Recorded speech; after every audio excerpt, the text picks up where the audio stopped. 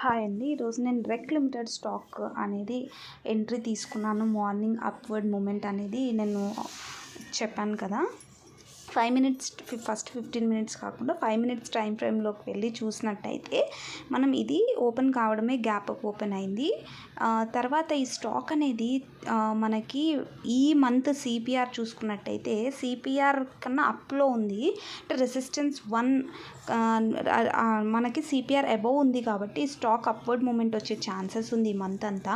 So weekly time ఫ్రేమ్లో చూసుకున్నట్టయితే మనకి 670 రూపీస్ అనేది మన టార్గెట్ చూపిస్తుంది. కాబట్టి ఎవరైనా కొన్ని రోజులు స్వింగ్ ట్రేడింగ్కి యూజ్ అయితే ఈ స్టాక్ని మీరు యాడ్ చేసుకొని పోర్ట్ఫోలియోలో పెట్టుకోవచ్చు. ఇది ఎడ్యుకేషనల్ పర్పస్ మాత్రమే, రికమెండేషన్ అయితే కాదు.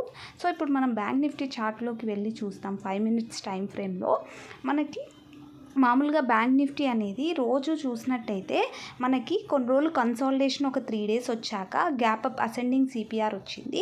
అయితే ఈరోజు కూడా అసెండింగ్ సిపిఆరే, బట్ అసెండింగ్ సిపిఆర్లో ట్రెండ్ రివర్సల్ సిపిఆర్. యాక్చువల్గా అసెండింగ్ సిపిఆర్ ఉంది అని అంటే గ్యాప్ అప్ ఓపెన్ అయ్యి అప్వర్డ్ మూమెంట్ రావాలి. అసెండింగ్ సిపిఆర్ ప్రకారం అప్వర్డ్ మూమెంట్ రావాలి.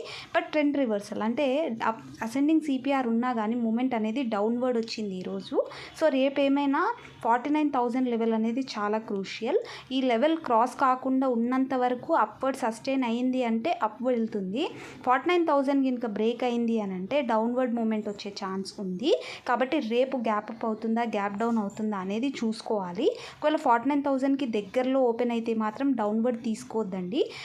చూసుకొని ట్రేడ్ అనేది ఎంట్రీ తీసుకోవాలి మనం, ఎందుకంటే అది చాలా చాలా క్రూషియల్ సపోర్ట్ 49,000 అనేది. సో ఈరోజు నేను తీసుకున్న ట్రేడ్ అనేది మార్నింగ్ సెషన్లోనే తీసుకోవడం జరిగింది. 49,359 లెవెల్ బ్రేక్ అయినప్పటి నుంచి కూడా అప్ టు 49,130 వరకు తీసుకున్నాను అంతే. ఇంకా ఆఫ్టర్నూన్ సెషన్లో ఎంట్రీ ఎక్కడ తీసుకోలేదు.